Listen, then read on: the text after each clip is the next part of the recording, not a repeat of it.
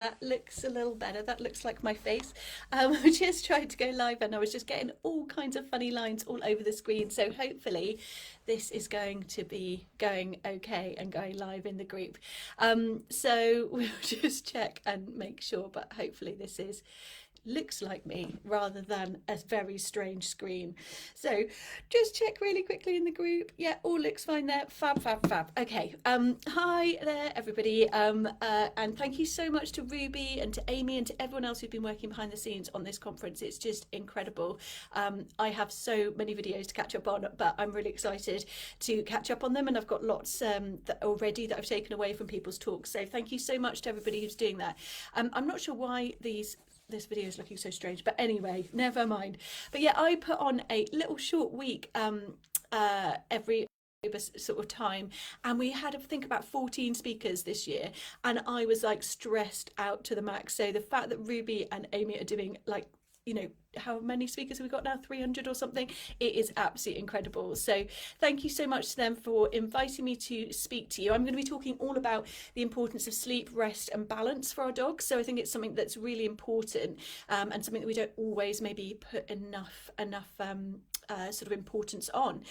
So I'm Caroline Wilkinson. I'm a certified animal behaviourist. I'm the founder of Bark It Place. I'm a registered dog trainer, a kids around dogs instructor, a real dog yoga instructor, and a applied zoo pharmacognosy practitioner. But everything I really love doing with dogs and their parents is really around living a bit more mindfully with our dogs and making sure we're trying to reduce stress as much as we can in our sort of hectic human world. So if you're watching, would love it if you could say hello and let me know that you can hear me okay, because it would be great to just know that somebody is here with me. I'm not just talking to a screen, although I know you all probably getting a little bit screen jaded at the minute from watching all of these fabulous lives that everyone's been doing. Oh, hi Andy, lovely to have you here. Thank you so much for joining. So yeah, we're going to be talking all about sleep and rest. And what I'd love to know from anybody who's watching, or if you're watching this later on a replay, is what are your dogs doing right now? So anybody want to let me know what your dogs are doing right now? And I'm probably going to be able to guess what your dogs are doing right now. The title of my talk might potentially give it away. Hi JC, hi Louise, hi Ruth, lovely to have you all join me. Thank you so much. So yeah, let me know what your dog is doing right now, or your dogs are doing right now. Now my dogs are, surprise, surprise, yes Ruth, yeah, my dogs are also sleeping. So this is one of the things obviously our dogs spend a lot of their time doing. Tracy's dogs are also sleeping, so Louise's, brilliant. But it's amazing when I work with people from a professional basis how little sleep a lot of dogs are getting. Cheryl's dogs are sleeping, Katie's dogs are sleeping. Yes, I love this. Oh, and as dogs, it's chewing a stick. Oh, well, chewing is also a great thing for our dogs to be doing. So it's, but if our dogs aren't sort of going out for their walks, as Samantha's asked right now, or they're not busy doing something that's kind of from an enrichment point of view or doing some training with us, then really ideally we want them to be resting. And so today I'm just going to be chatting all about the importance of rest, why we want to have our dogs getting quality sleep, how their sleep differs a little bit from ours, and sort of the importance of balance generally in our dogs' lives. So when we first think about our dogs, sort of, we think about them in different sort of age groups. I know that they are all going to be very different based on breed size and everything like that.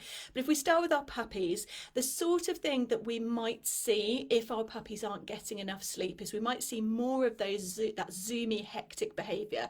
They might be finding it really difficult to learn and to take on new information, because sleep actually plays a massive part in sort of the processing of information, of memory storage, and we find, you know, the studies that show if once you've learned something and then you go to sleep, you actually have retained the information much better than if you learn it and then or keep learning for longer periods and don't take breaks. So you know, sleep is huge in all kind of areas.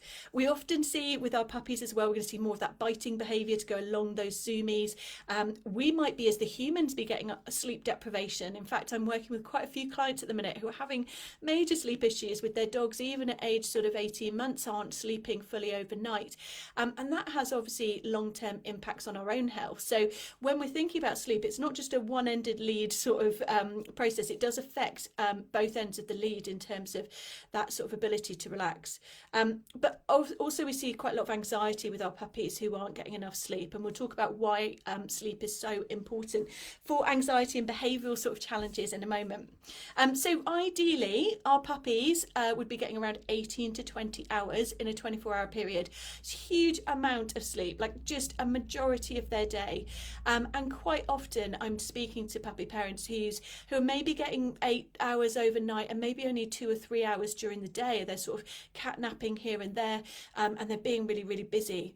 Now our lockdown puppies as well have been really impacted, because with us all being at home so much, particularly if you've been homeschooling kids, or you've just been around a lot working from home, so you're there moving around getting yourself coffees, or you're typing at your screen all the time. For us pet professionals, we're probably all doing our consults online as opposed to going out to see people. We're just there and present a lot more, which is for a lot of our puppies, even our older dogs, but a lot of our puppies are finding it hard to get that kind of quality rest. So for our adults, studies sort of say around 9 to 14 hours. I sort of tend to say around that 12 to 16 mark is a good amount of sleep for our adult dogs to be getting. Our seniors will probably go much more than that, and it really does depend again on breed, on your dog's like sort of their working ethic, all of those sort of things that will play into it. But there are reasons why our dogs need to sleep so much more. And the first thing is that us humans, when we have our sort of sleep cycles overnight, we're probably getting around 25% of the deep regenerative sleep. So obviously we kind of go through these phases. We go into that sort of slightly lighter sleep, then REM, then our deep sleep, back out again. And we'll sort of go through these little repetitions through the night.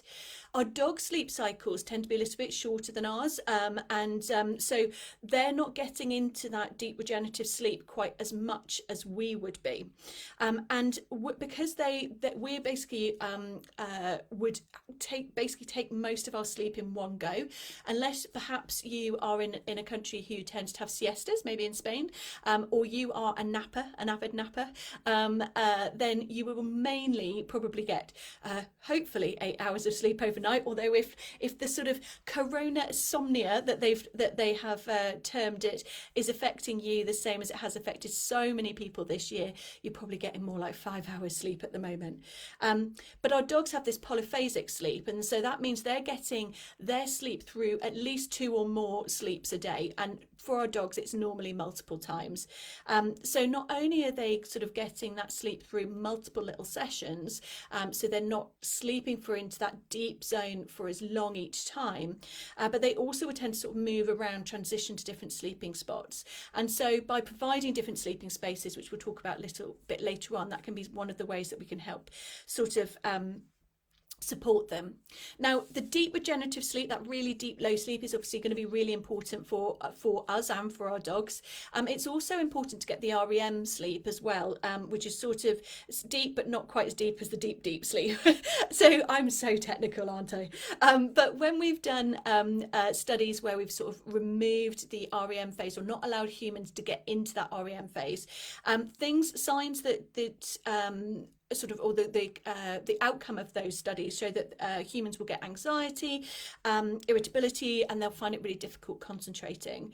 And it's no wonder that actually sleep deprivation is used as a torture method in some countries. So actually not getting enough sleep is not only impactful on our own mood state, but it can actually physically really, really be damaging. And as I said, sleep supports all sorts of things, from memory, learning. It supports our gut health, because when we're sleeping, we're allowing all of those things like digestion stuff that don't necessarily happen sort of, as smoothly during the day, perhaps. All of these things need to happen and need to kind of go on.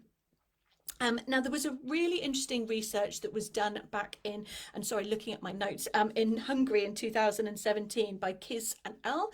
And they found that dogs would fall asleep when able to, so when they had a sort of safe space to, much more quickly after a kind of scary event. They would actually fall asleep quicker. So it was almost like they were trying to remove themselves from that trauma of the event. But they would then actually wake quicker, and they would spend less time time in that REM phase.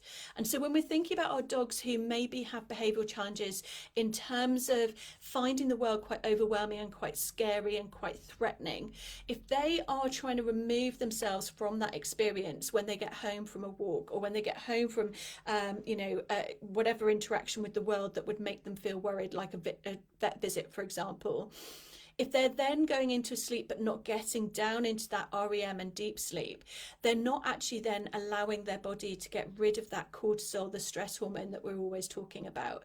Because sleep is one of the best ways that we can actually get rid of that stress, those stresses and strains in our bodies.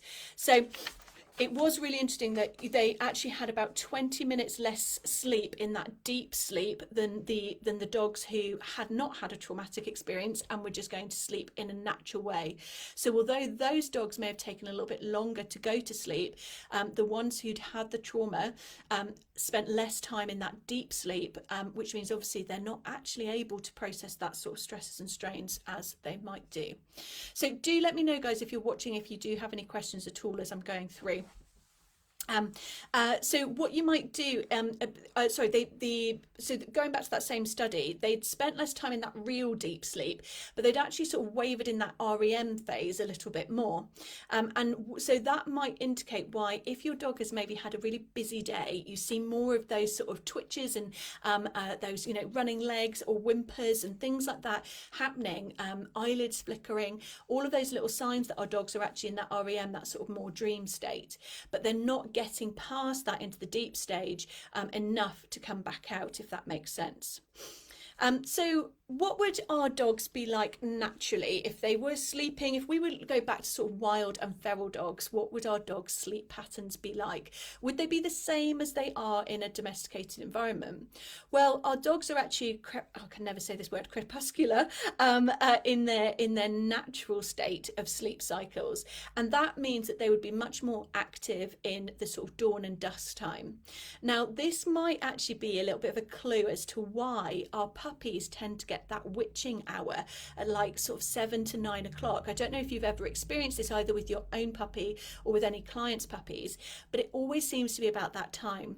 Now, we can put it down to the fact that they've maybe had too busy a day, they've had too much going on, and it's and that sort of as all the stress is built up, or perhaps maybe the diet they're feeding the dog doesn't suit them, and it's kind of got to that escalation point at that time where all those sort of chemicals or preservatives in the food and colorants and stuff have all sort of peaked. But it might also be because those puppies are still in that sort of crepuscular, I don't know why I find that word so hard, crepuscular sleep sort of program, where they are just a bit more active at dusk and dawn. And so many puppy owners find that their puppies are waking up early. Now, obviously small bladders can also be a part of that, but it might be because they are a little bit more in touch with sort of circadian rhythms of the light and dark phases than our dogs are once they get sort of introduced into our home a little bit more.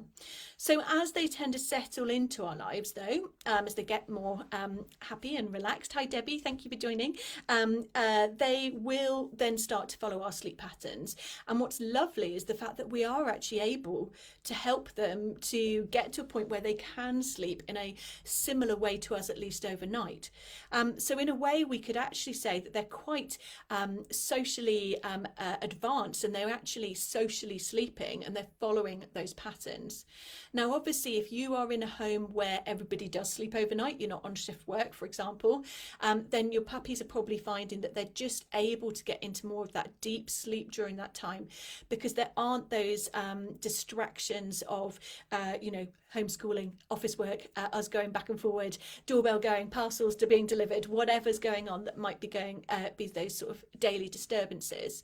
But it is worth noting when you're thinking about, puppies and how hard it is to get them sometimes to sleep, not only sort of through the night, because that obviously often depends on sort of bladder strength and things, but actually get them to go to bed early enough and sort of wake early enough, without having had that sort of witching hour. So, hope this is all making sense so far, and we're sort of understanding a little bit about where our dog's sleep is coming from in terms of them as a natural being and a natural sort of personality. Now, there are obviously some things that can actually affect our dog's sleep from a physical point of view, and this is something that we obviously, if we see major sleep changes in our dogs, particularly if they are sort of older and more established in routines, and then they have major changes, we'd want to make sure that we have got veterinary input there, and we're making sure that we're checking up on what's going on for them. So sort of physical conditions that might impact a dog's sleep. I don't know if anyone's got any suggestions while I have a swig of water. If you've got any thoughts on what might affect your dog's sleep, let me know in the comments.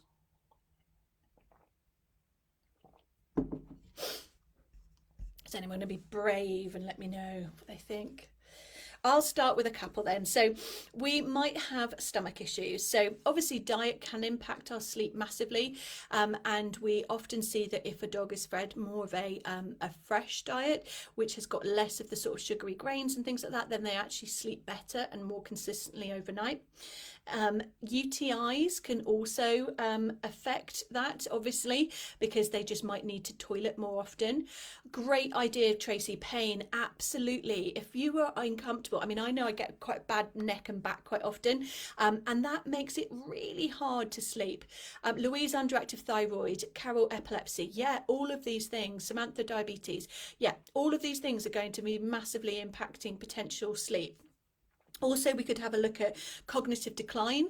We often see that dogs who are maybe in their senior years wake up and get a little bit more panicked, a little bit unsure of what's going on. They might get a bit more confused and dazed, just as we do as humans if we're having that going on. Yet anxiety, portosystemic shunt, all of these things are great ideas. And also, unfortunately, for some of our brachyphilic dogs, even breathing difficulties, just as we can get sleep apnea and some people need breathing devices to help them sleep, some of our brachyphilic dogs can also suffer from sleep disturbances, because obviously as they're starting to sleep and they're not getting enough airways through, it sort of startles them awake.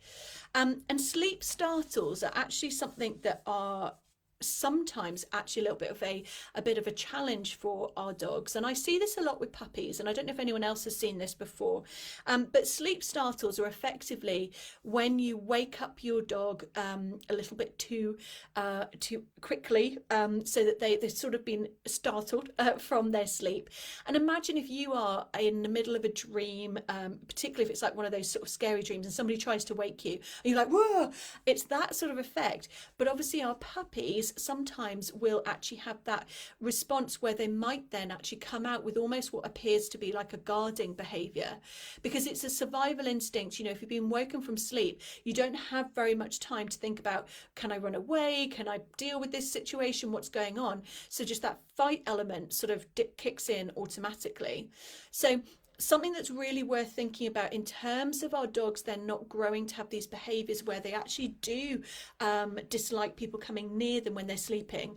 And as I said, I see this a lot in puppies where they start to, if you're trying to move them from a sleeping spot, they get a bit growly, and they haven't really had a history that's taught them that they need to protect that area, but perhaps you have just woken them up a few too many times too quickly, and they've got into this sort of response where they think being woken up actually is a scary thing to respond to, and so they show what is kind of like guarding behaviors.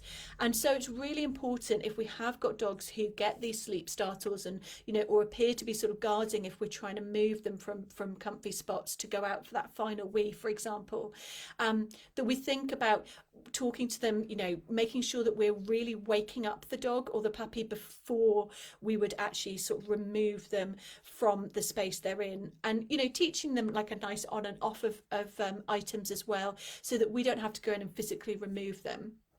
It's incredible how many things can actually impact sleep and awaking and things like that. So hope that's all making sense. Hi Stephanie, lovely to have you here. So we've talked a bit about obviously sleep and how it works for our dogs. We've talked a little bit about sleep cycles, and also about sort of physical conditions that could affect things.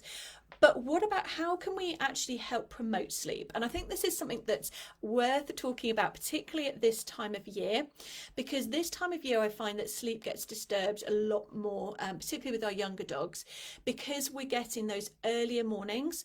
And so our dogs tend to wake, their natural circadian rhythms are much more in tune with the outside light, which unfortunately is fading right now, but the outside light than ours are. Well, obviously, we are, unfortunately, these blue screens that we're looking at or fake lighting that's around really impacts us. And that's one of the reasons why, for us humans, we should really be thinking about trying to turn down lights and dim the room before we want to go to sleep ourselves, because if we keep all these bright lights on, these fluorescents and sort of fake lights that are telling our eyes to not produce that sort of melatonin that we need for sleep, then that does impact our sleep a lot. So one tip from me is if you are struggling yourself with sleep, is obviously to start to dim everything that little bit, an hour before you want to go to bed. Turning off screens, obviously we all know that, but do we do it? But yeah, we just think about sort of turning off those lights and keeping everything dim. So in terms of light affecting sleep, obviously if our puppies or our younger dogs, potentially, it might be so many that we have obviously older dogs could be affected by the seasons as well, the seasonal changes.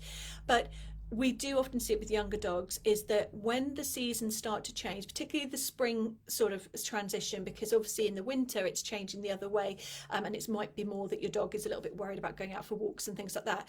But in this time, and particularly because we're coming up to clock changes here in England, in the UK, don't know whether you are where you are in the world watching, but in the UK we're coming up to clock changes, which obviously is going to make everything a little bit different again.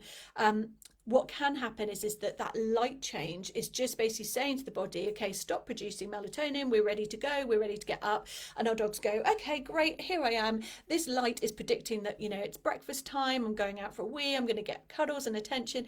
And we need to help support our dogs through that. So we're going to talk about a few different things that we can do to help our dogs sleep, but I think particularly around these sort of seasonal changes, it's worth, one, making sure that your dog's getting lots of daylight during the day. So keeping our dogs, this is really important more in the winter time, for us humans as well as our dogs, making sure they are getting nice levels of sunlight. Now, they won't get the vitamin D in the same way that we will from the sunlight because of their kind of coat covering. Unfortunately, it doesn't go through their skin in the same way that we would get it, but it does keep their circadian rhythms in flow, so it does keep them in that sort of the sleep patterns that we'd want them to sort of keep in all year round. Stephanie said she's felt so guilty after releasing her little Dachshund by the window while at work was preventing her from resting properly through the day. Yeah, so stuff like sometimes it is good for our dogs to have that sleep, to have that light, so that they can be near it during the daytime, but definitely away from it at night time. But actually being right by the window, there's a lot of auditory and visual stimulus there that's going to impact them. Stephanie has also said that she had a horrible time with her 12-month-old yesterday. I assume you mean that means sort of waking up early. So we want to make sure we're going to support our dogs through this transition.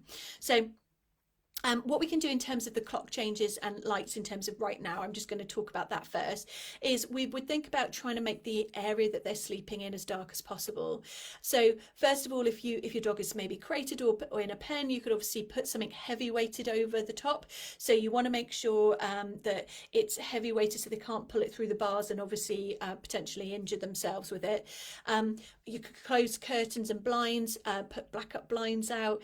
If you can't make your room dark, because just of natural light, or perhaps the fact that your dog sleeps in a space that doesn't have curtains or blinds, for example, then you could put on a low lamp so that there's not so much of a big change between sort of overnight to the morning. Obviously, we don't know how to have bright lights on because that's not going to help your dog sleep overnight, but it could help transition a little bit.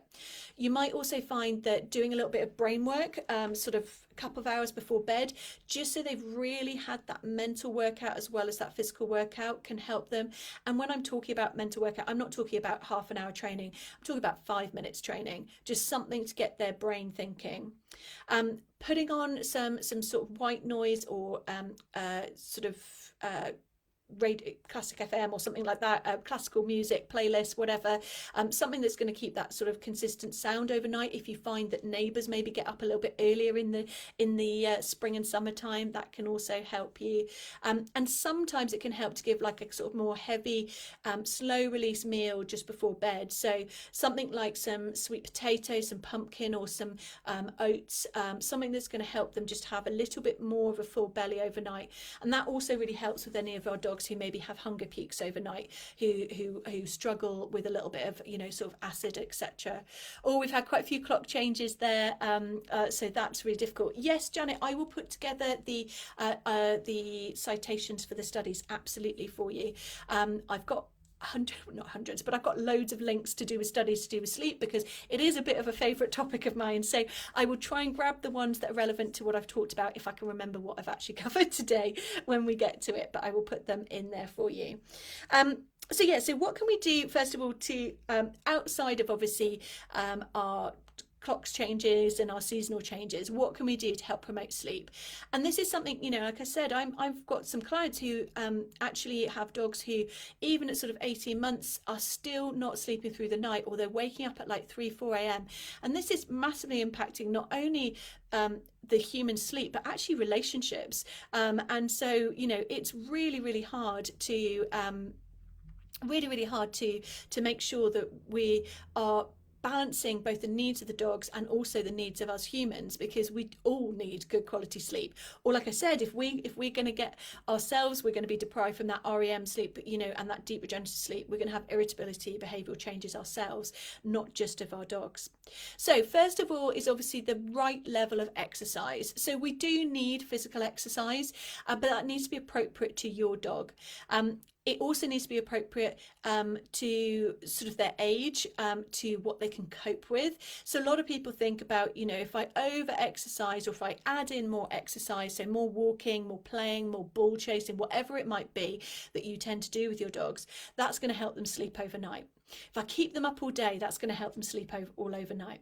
And it actually tends to be a bit counterintuitive, because the more we exhaust our dogs, or the more we overstimulate our dogs, it's a little bit like if you've got a young toddler and you take them to a kid's party and they've had not only loads of E-numbers and stuff like that, but they've also been on all day and haven't had their nap.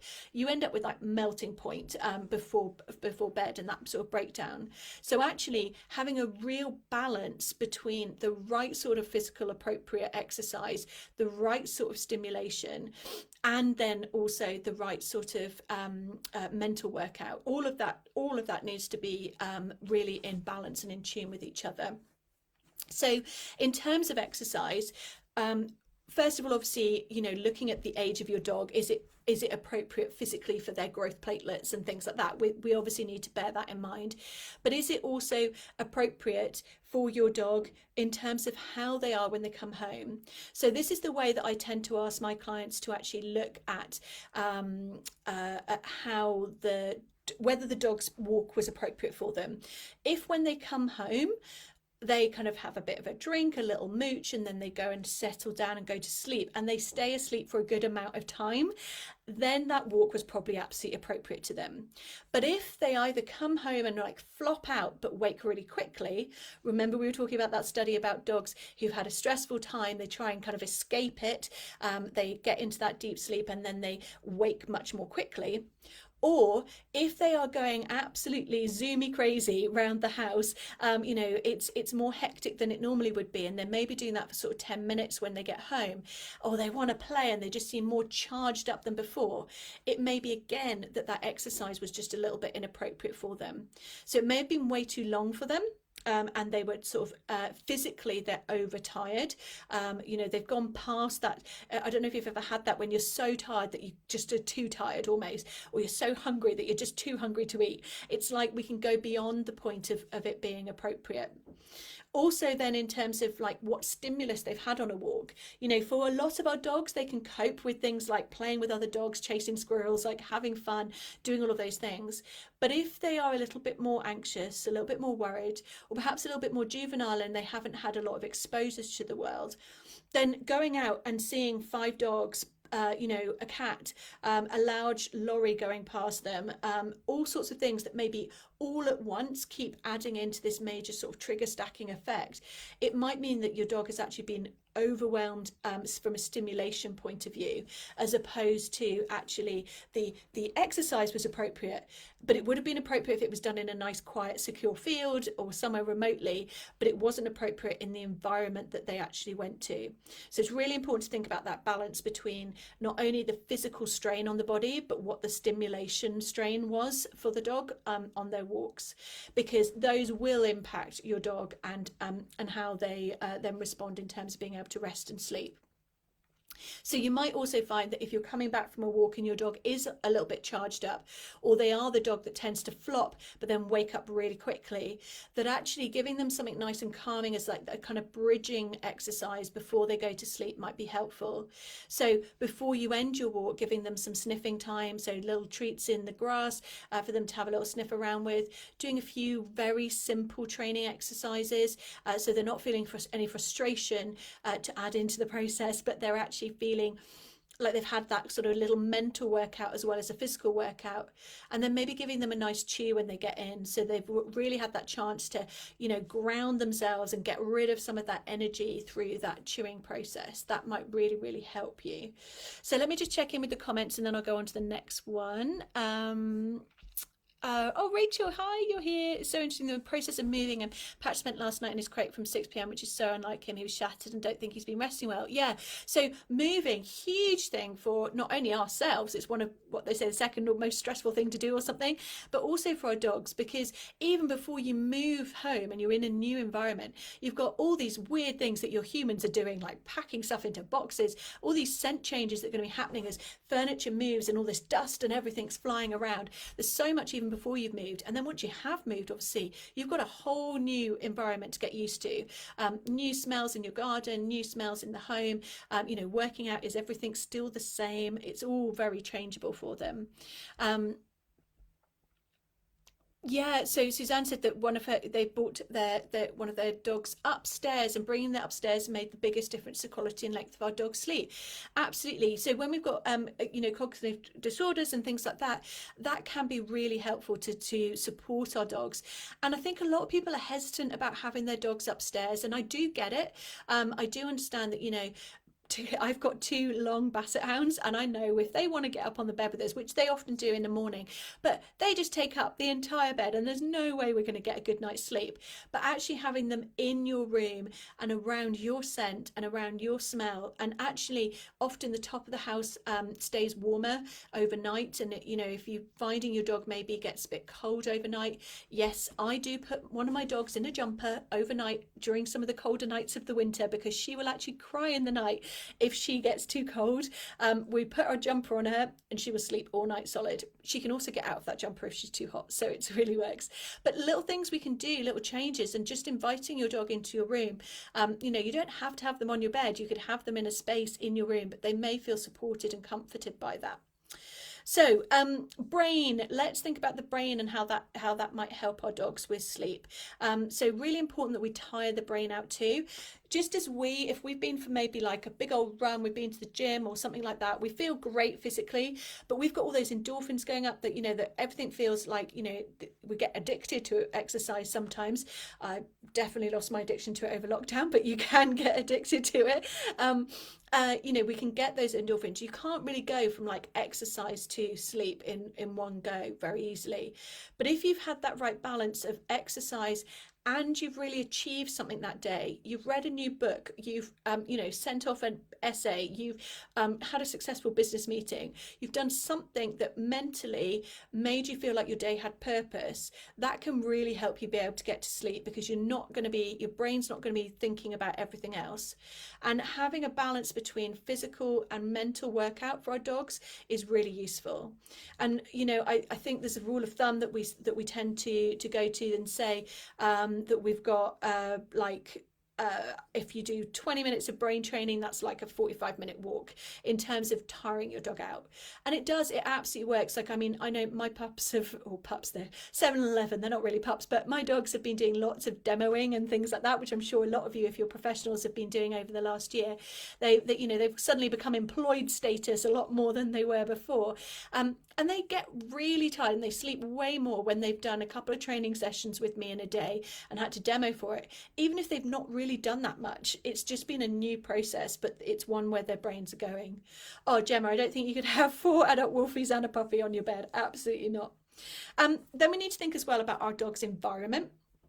So that environment in terms of during the day, and remember, sleep during the day, because of that polyphasic sleep pattern our dogs have, sleep during the day is just as important for them as sleep overnight. It's not just about the overnight sleep.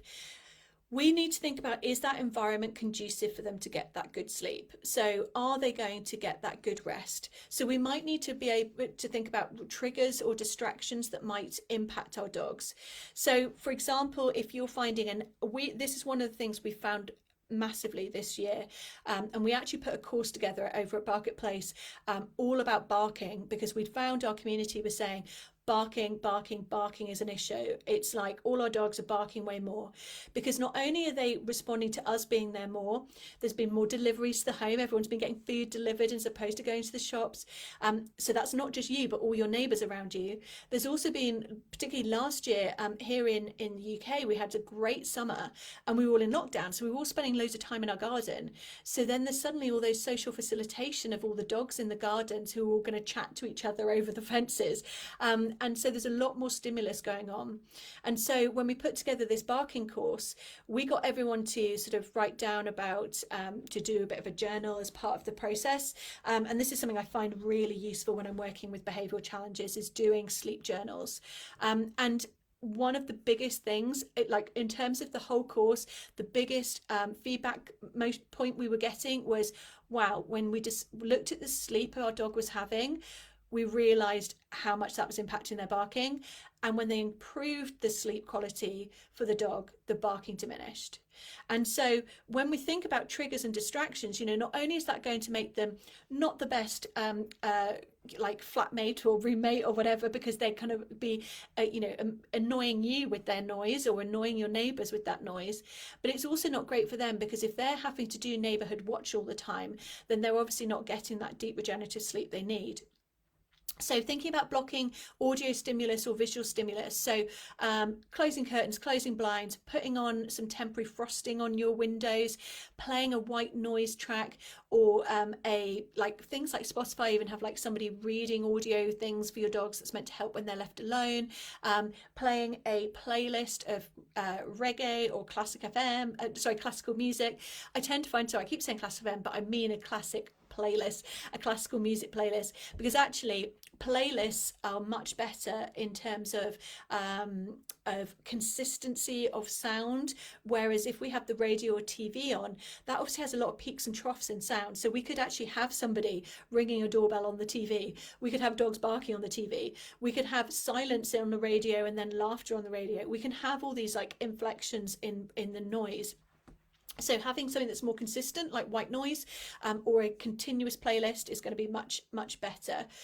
Katie, yes, I will put a link to the barking course, but if you go to barkitplace.uk/barking, you will find it, but I'll put a link in. Thank you very much for asking. So removing those triggers, that's all really, really helpful. So if we can put up something to block their visual view and create a kind of a new level to their audio. So whereas that normally it might be very quiet in your home with these peaks of bangs and things like that happening, if you can make the new plateau of audio up here, so that those somebody closing their door outside or a dog barking outside are actually, there's going to be less of a peak of them, because you've already buffered a little bit, if that makes sense. Hopefully it does. And as I was talking about earlier, with that sort of polyphasic sleeping, where our dogs tend to transition between different sleeping times during the day, giving them choice of sleeping in, spaces is really useful. So you might find that your dog doesn't always want to sleep just on their bed or in their crate or wherever on the sofa. They might like to transition between different sleeping spaces. I know loads of dogs follow like the sunlights that come, the sun rays that come through, and they'll sort of follow those around the home. Or you might find your dog sleeps in one place and that's quite cool, even if it's not that warm, and then they later on they're sleeping somewhere warmer. Giving choice not only of textures and cooling or like warming environments, but also of heights can be helpful. So having your dog have an option for them to be able to sleep up a bit higher, like on a sofa or a raised bed, or sleeping right down on the floor is also lovely. Some dogs love to have this sort of more enclosed feeling. So obviously a crate with a door open could be lovely for that, or like an igloo type bed. So that gives them that little bit of safety feeling. With the fact that we have had children at home a lot more over this year, it's really important that we think about teaching our kids to avoid sleeping dogs. And if you're going to be having maybe more visitors coming over the next year, or the next coming months as things sort of start to open, depending on where you are in the world, if you are going to have people visiting you, if you're not a child household and you're going to be having children come visit you, it's really important. This is one of the things I teach my niece and nephews, like we don't disturb the dogs when they're sleeping.